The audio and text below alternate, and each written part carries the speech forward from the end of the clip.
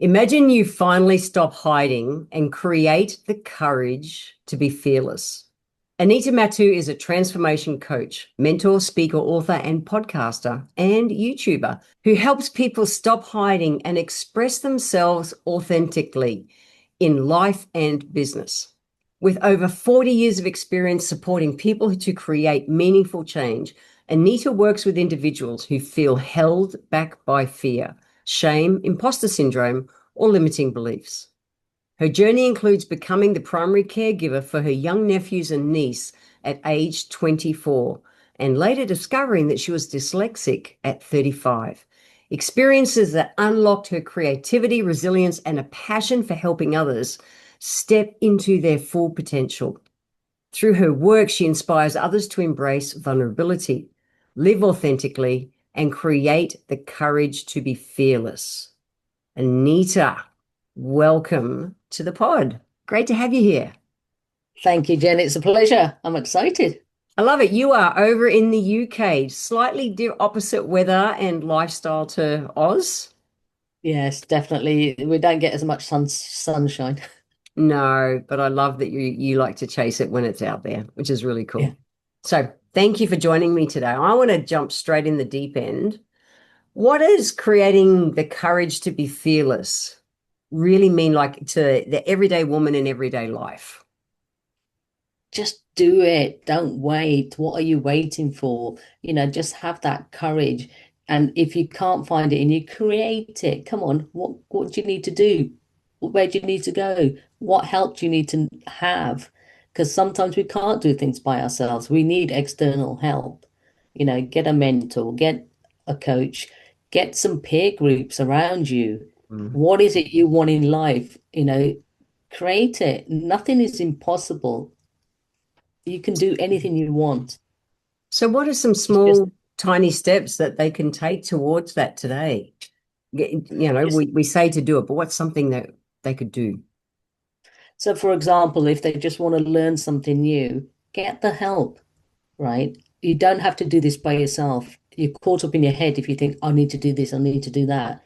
Get the help, seek out help, talk to people, Mm. just talking to someone, airing it out, speaking it, I think is a great way to take that first step.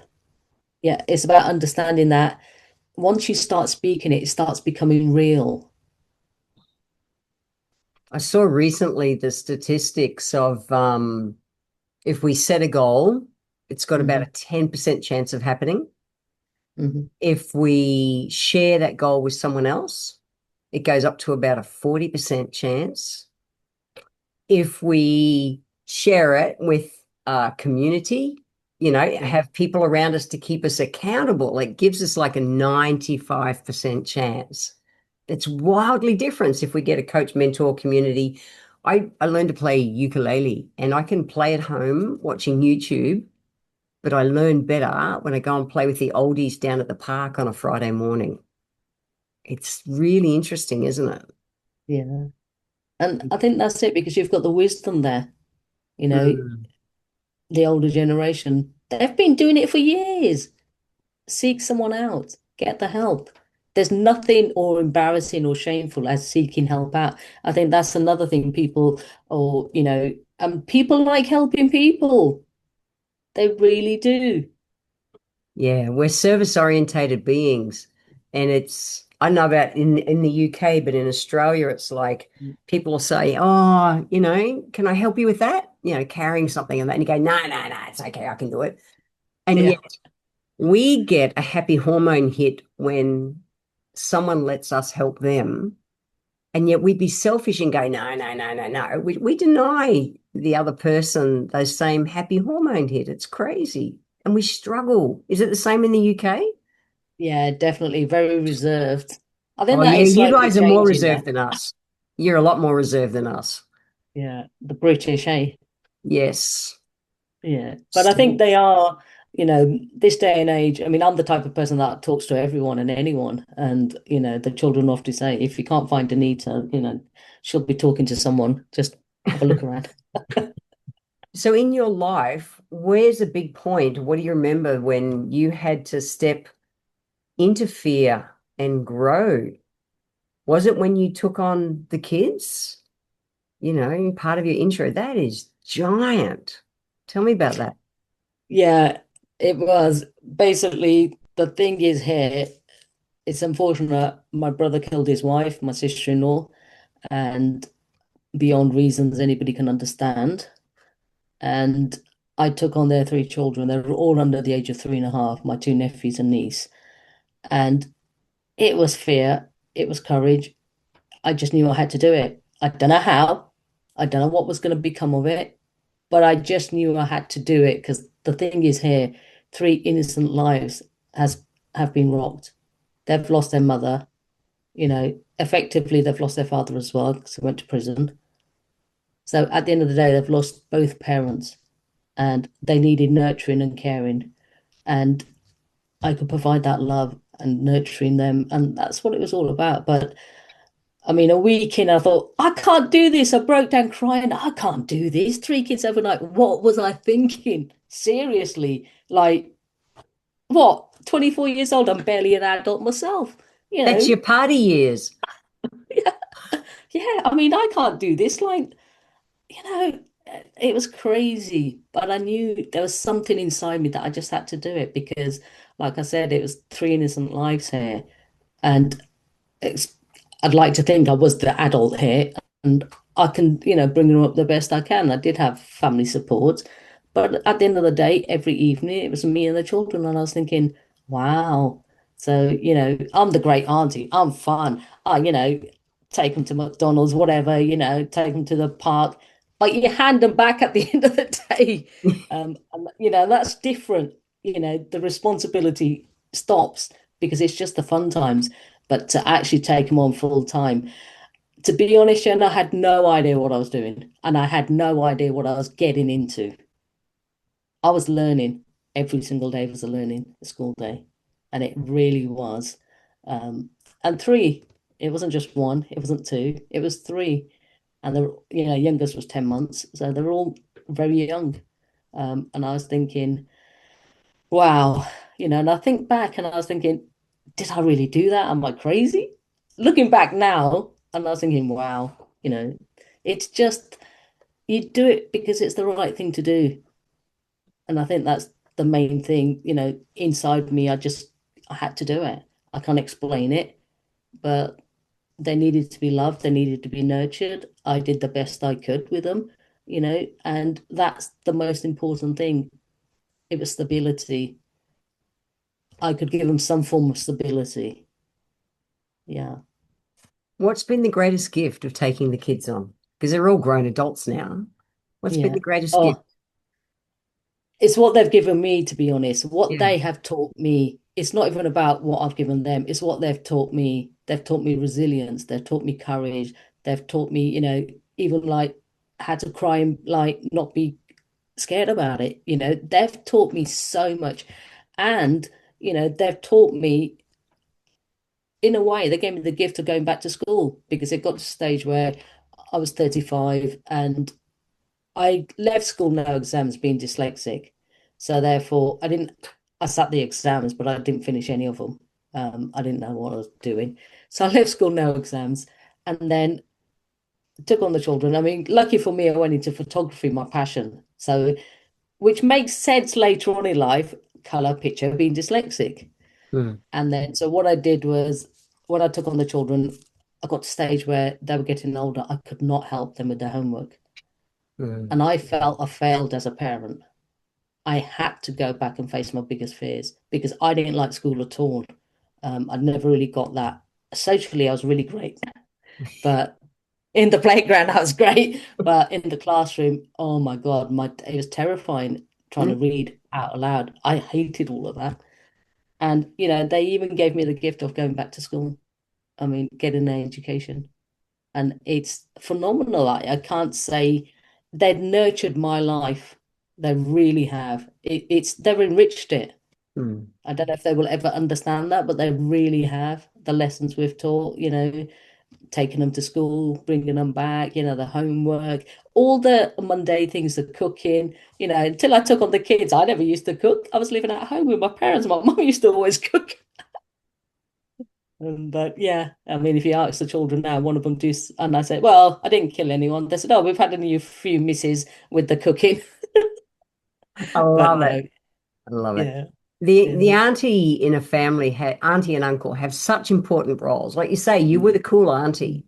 All I ever mm, wanted to do was be the cool auntie, and and then it's I became a mum later in life through adopting the kids in my charity. But it's like it's just even the auntie role. I think a lot of people don't realize the important the kids need. So often they won't listen to the parents, but they'll listen to the cool auntie or the cool uncle just to give them a mm, different edge on it. Yeah, such an important role. And yeah, then you got to transition over to be the mum as well. yeah. And it is in different cultures as well. I mean, being Indian, it's very much a tight family. You see everyone, and it's true, absolutely what you're saying. They don't always listen to the parents, and yeah, hey, as I was a child, I wouldn't ever listen to my parents. You've got to be joking.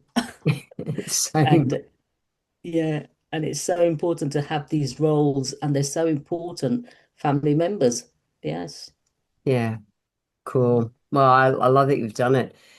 I'm curious how, if when you had those moments of, fuck, I can't do this, how did you bring yourself around to keep going? I think that first time when I said, I can't do this, I broke down after a week and I said, I can't do this. And then I thought of my sister-in-law. She's not here. What would she Mm, say? You know, she'd say, you can do this. And it was the strength of, I've got to do this for her. I've got to do this for the children. And it really was heartstrings. It really was.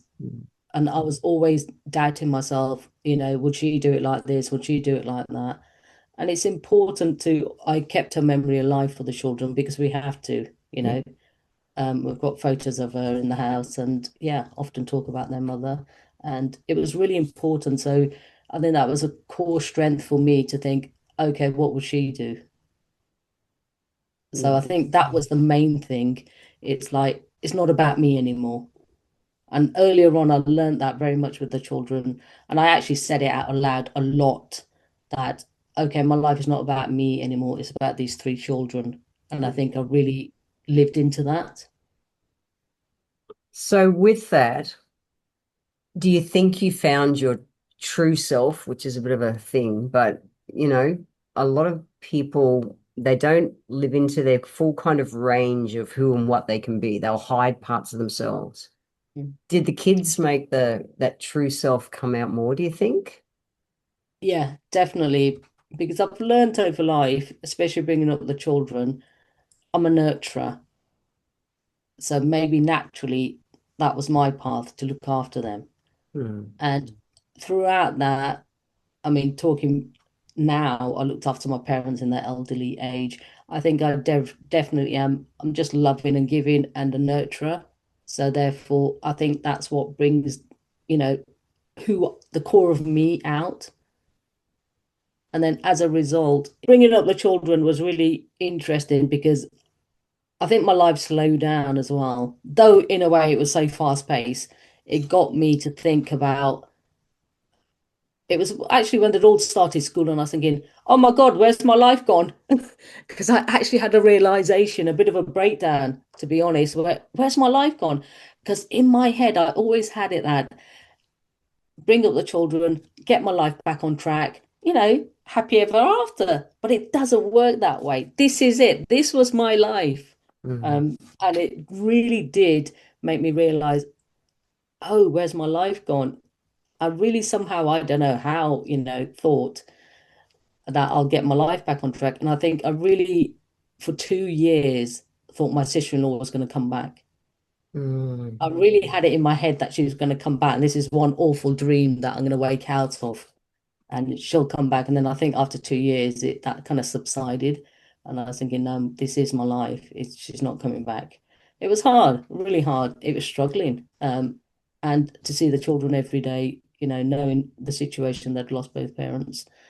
So what happened was we just getting on with it, and then it made me realize it was a few years later. Then I lost my brother, a different brother, um, and he was only 2 years older than me, and he died young. And I thought, life's too short. Mm. Life is really short. One moment you're here, one moment you're not. So this is the second person that I've lost young after my sister-in-law.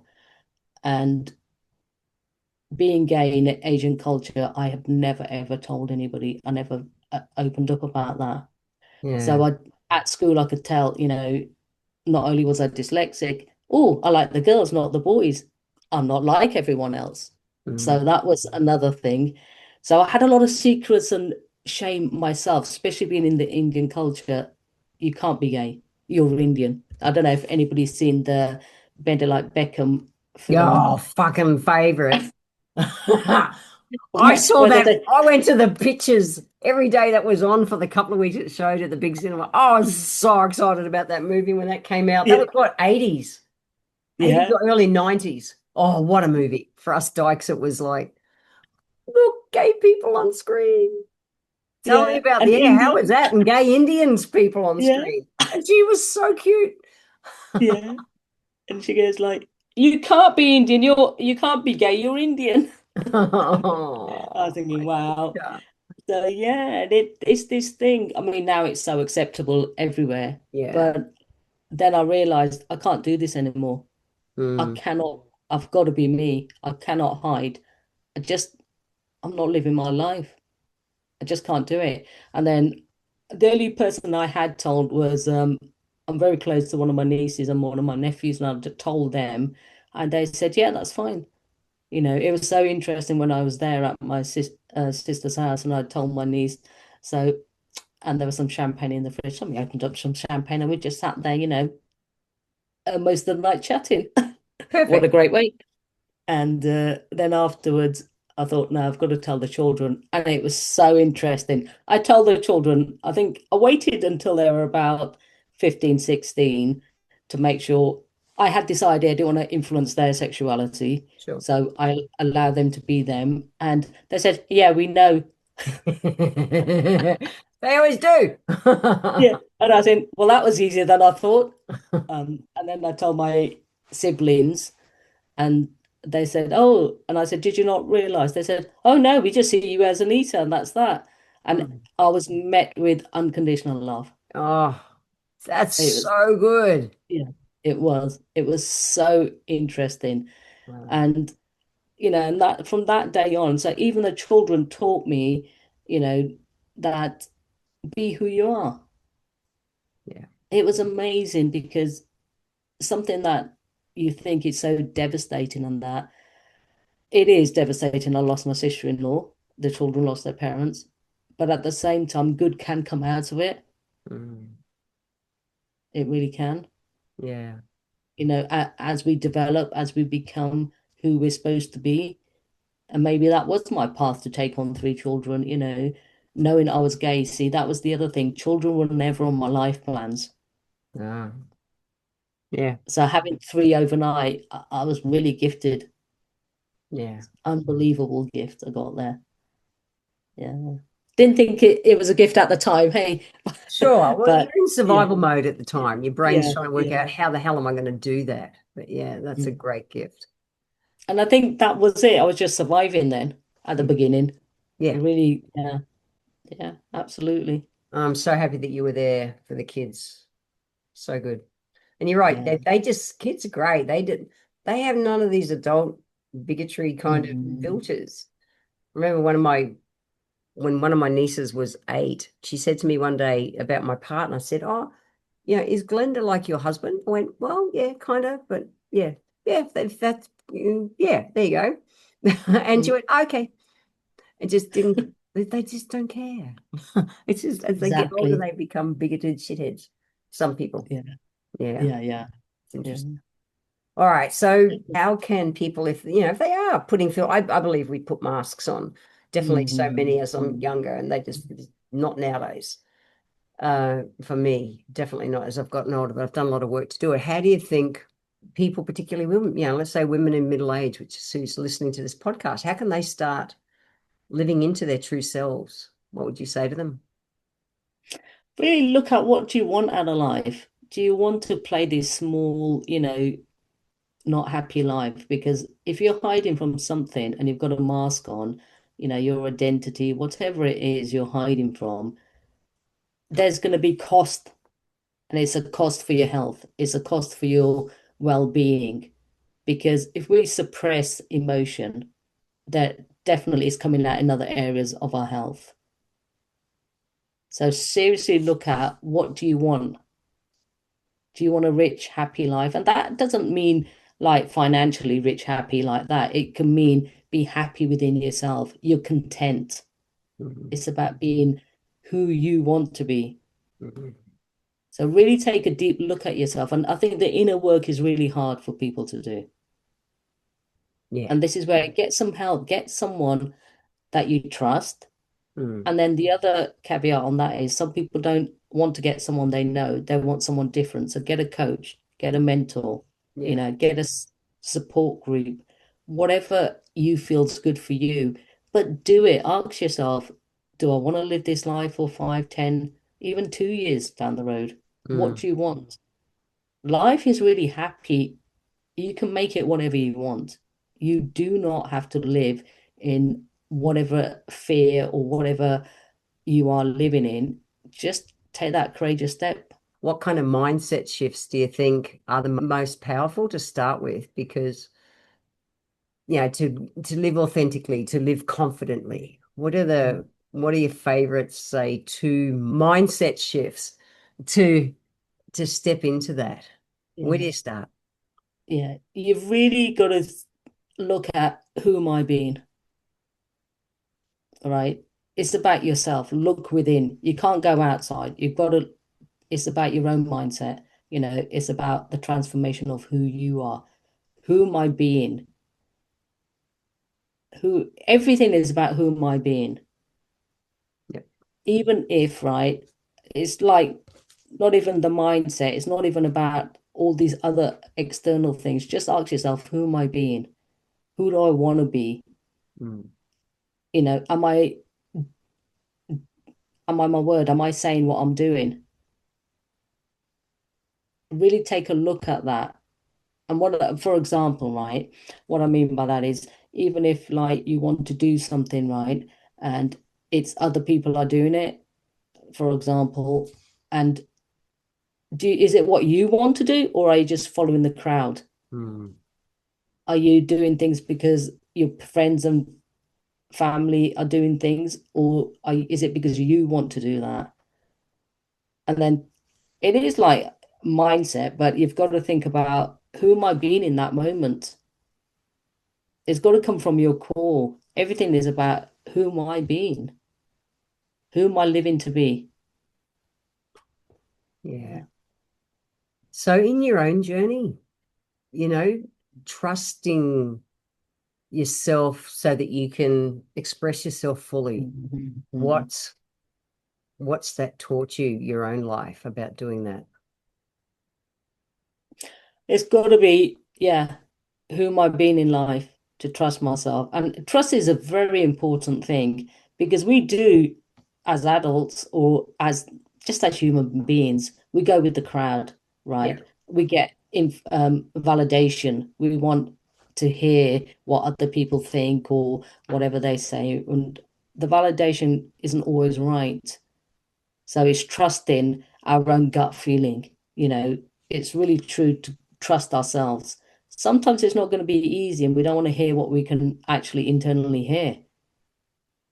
Because when you trust other people and you think, you can do that, I can't do that, you know, it's not for me to be able to do that. You've really got to be able to think, hold on a minute, are they living my life or am I living my life? What's best for me? And that's where, you've really got to start coming back to who you are. So it's really trusting yourself. And it's always about getting the help you want, absolutely. But trust yourself on it. Nobody knows you better than you do. And that's the most important thing here. Remember that. Keep coming back to who you are. As children, I mean, there's none of this, what happens in life, put on us, right? And what I mean by that is all the different negativity, everything that goes on in life. Just come back to the innocent child you were, stripped away from what's happened. Because we've all had things happen to us, of course we have. Mm. But you can strip it all away and think, come back to the core essence of who I am. It's, a real important message, I think, that you've got to go back to who you are in everything. That was one of the lines in my TED talk. About imagine a woman living life the way she feels, not the way society tells her to live. Mm. It's huge. It's huge. Yeah, We buy into yeah, the games of society, sadly. And I get it. I get it. yeah, Everything is mm, telling us, be this yeah, way, do this, don't do that. It takes huge courage, which is why I love that you teach on courage. It's big. mm, Yeah, yeah. it takes courage to go against kind of the norm. So, like me, you're a dyslexic kind of girl. You got uh diagnosed at 35. Mm. What did finding that out, how did that transform your personal and professional lives? Oh, the floodgates just opened. It was phenomenal because the way I see it, because when I found out when I went back to college and they told me, oh, you're just dyslexic. And I thought, tell me everything. Tell me everything. I want to know everything, right? Everything. Research everything. And I was thinking, wow, so I just think differently. That's all it is. We think differently. You're And a actually to creative the brain. advantage. Yeah. Yeah, So we're right-brained instead of linear left brain. yeah. And here in the UK, in England, not far from where I live, there's a place called Bletchley Circle. It's famous where they had a lot of like MFI stuff going on and that, and they actually wanted dyslexic people because they think differently to work for them. Even What's the hang MFI, on, Aussie, I don't know what MFI is. What's MFI? um, the secret Your mission secret is like a policing. yeah, yeah, Oh, okay, yeah, yeah. Spy stuff. and yeah, exactly. Oh, wow, And cool. because they want people that think differently. I mean, being dyslexic, 59% of entrepreneurs are dyslexic. I I know. mean, We've got creative you know, brains. It's yeah, a yeah, superpower to be dyslexic. I can't read a sentence the way exactly. you do, someone else does, but fuck, I can be creative. I love it. So like, Now I and understand it. I Just can really understand. My first job was photography. I can understand that now. Picture, color. What more do I want?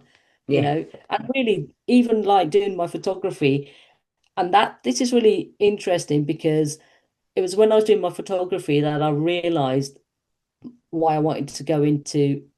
I want to know how people's minds work because it really made me interested in how the psychology of a person works.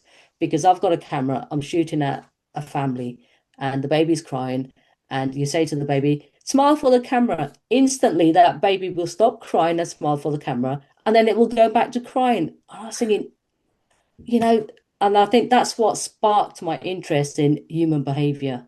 Hmm. I'm really interested why people work the way they do, as a better saying, what makes them tick? How come like you can stop crying then and you go back to crying? And it was really interesting. So yeah, absolutely. It just opened the floodgates. It was the best thing I ever did to find out, go back to college. And like I said, the children have taught me more than I will ever be able to thank them for. If it weren't for that, I probably never would have gone back to school. But So good. yeah, it's amazing. And one of my skills, I always say, it's another one of my super skills is I'm very much spatial aware. I can fit things into certain things and I can see it mapped out. And it's amazing. Like I can just do these things that are actually really brilliant. Mm. Yeah, Yeah, we look at it different. I love it. yeah, I embrace it nowadays, but I yeah, failed high school. yeah. It was so hard to try and learn. It Mm, but and it's yeah, we've just got different brains. I love it. So if you are yeah, listening out there, because I have a lot of listeners who are dyslexic is being identified in a lot of women nowadays, embrace it. It's the coolest thing. Let your creativity fly. And then the other one that's being diagnosed so heavily in Australia now is ADHD. And Mm, for me as a naturopath, it upsets me that they'll give them basically speed, and the medication is speed so that they can focus. But as soon as you do that, you lose your creativity. And I will mm, take my creativity any day over the rest of it. yeah, Yeah, it's yeah, interesting. Interesting. yeah, definitely. Honestly, because I really think medicating someone isn't the best way at all, but these are my views. I suppose in some cases it helps, and but really get diagnosed down to the core of the root of the problem and Mm. solve that. Yeah, You know, agreed. Otherwise, it's a I'm all band-aid about and that. band-aids fall off. Yeah. Absolutely. Yeah. Mm. Yeah. So, what kind of Mm. advice do you give to people facing major challenges so that they can see them as opportunities for growth versus just the challenge part? Generally, it's look at the possibilities, right? Have a look at the possibilities. You're going through this struggle, but is that a real struggle or is that in your head? Is it made up?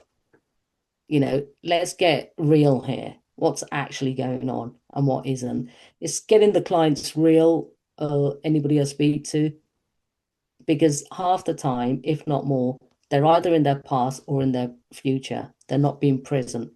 Is it happening now? No. Is it real? No. Is it tangible? No. So it's kind of being honestly raw sometimes and get into the structure of what is going on in your head. Mm. It's about understanding where you are with your thoughts, because thoughts aren't real. So if you can understand, you either living in the past or the future, bring yourself back to the present. So what's happening now? Are you safe now? Okay, terrible things have happened to you in your past. And some people say, yeah, but it really happened. I said, I'm not saying it did, and it did really happen. I Yeah. mean, I was sexually abused as a child as well. So, Mm. things do happen, but you're allowing that into your current reality. It's not happening now. So let's really separate things. And it's getting real with people, making them understand actually, yeah, it's not happening now. It's hard work because that's the hardest thing we can do because we hold on to our stories so much. It gives us that, yeah, but that really happened. I understand it really happened. Mm. But is it serving you now? No, it's not. It did that when you were younger. It served you, it helped you, Mm. but not anymore. Do you want that bright future? What possibilities you want to live into? Yeah. Is this something you really want to take into all of your life? Leave it where it needs to be left. And people find that really hard to Mm. let go. But the moment they get it and they let go, they are freed. Mm. It's a Yeah. tough one, but once it's done, the world is really your oyster. Yeah. Agree. Totally Mhm, agree. So you've got a podcast and you have interviewed so many people of every diverse kind of background. Tell mhm, us about your podcast, and have you seen a common thread that runs through, because it's all about courage. Have you found a mhm. common thread that runs through for people to be able to access courage in times of need? Yeah, I think like with most people, the podcast Create the Courage to Be Fearless came about my story. I had to have that courage to tell my story. And I thought, okay, what a better way to start a podcast and do it and get, you know, I'll go first and it will encourage others to do the same. So that was the story behind that. And yes, it's a case of it's everyday people that just sharing their courage. I mean, for some people, courage is getting up in the morning. For some people, it's actually jumping out of an aeroplane with a parachute. You got the different scales, but I think one thing that I have noticed about all of it is people just want to share their story to help others. It's about showing if we can do it, so can you. And that's, the whole point was I went first because it does take courage to share your story. Of course it does. You're going to have people that are going to say, "Oh, I don't remember that happening to you." People are going to judge. You're going to get singled out. People won't like you. is facing all the things that, in a way, it's all right not to be liked by everyone. So, Totally. I so yeah, agree. so it's a case of stepping up, but in a way that you feel comfortable. You want to help others. I think courage, if you can show someone that you can show this courage, you, you're showing that to someone else. In a way, they're giving you permission. Mm. You can Yeah. be vulnerable. And I think that's what runs through it all is like it's they're showing their vulnerability, showing their courage to help someone else, the next person. Mm. Yeah. Nice. So, to respect your time, I want to ask you a couple of questions before we go. If you could get on your soapbox about anything right now that we haven't spoken about, what does the world need to hear? Be you. That takes courage. Be you. Not what society tells you to be, not what culture tells you to be, not what anything tells you to be. Be you. And whatever that means for you. And I think that's so important because you're the one that's living with you, nobody else.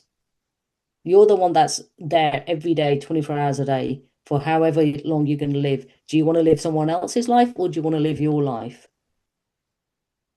Just be you. And people might like it. You might like yourself. Have people really met the real them?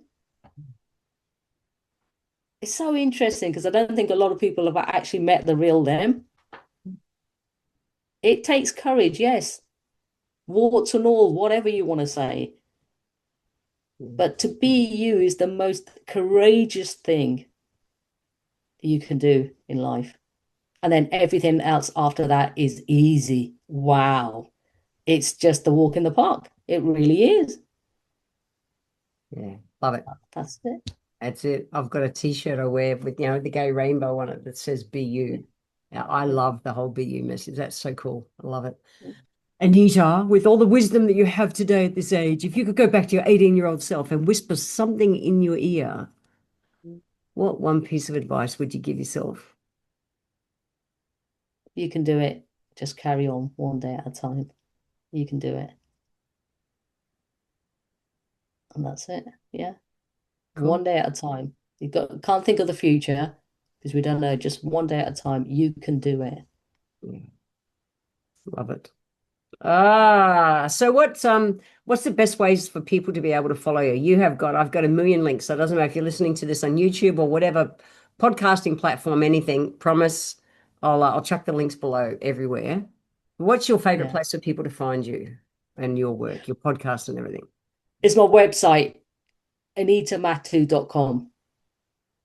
I'm on all the social media platforms, YouTube channel. My podcast is on all the platforms there. Create the Courage to Be Fearless. But I would say the one place where you get to find out everything is my website. And on there, you'll be able to connect with me on social media as well. So yeah, I love to connect. Super cool. Thank you for your time. Thank you, thank you, thank you. It is morning over there in the UK. It is evening here. It's dark now. As we record this. Have a fabulous day. Thank you so much for your time. I love the wisdom that you shared, and I know our listeners will benefit from it. Thank you. Oh, it's been an absolute pleasure. Thank you, Jen.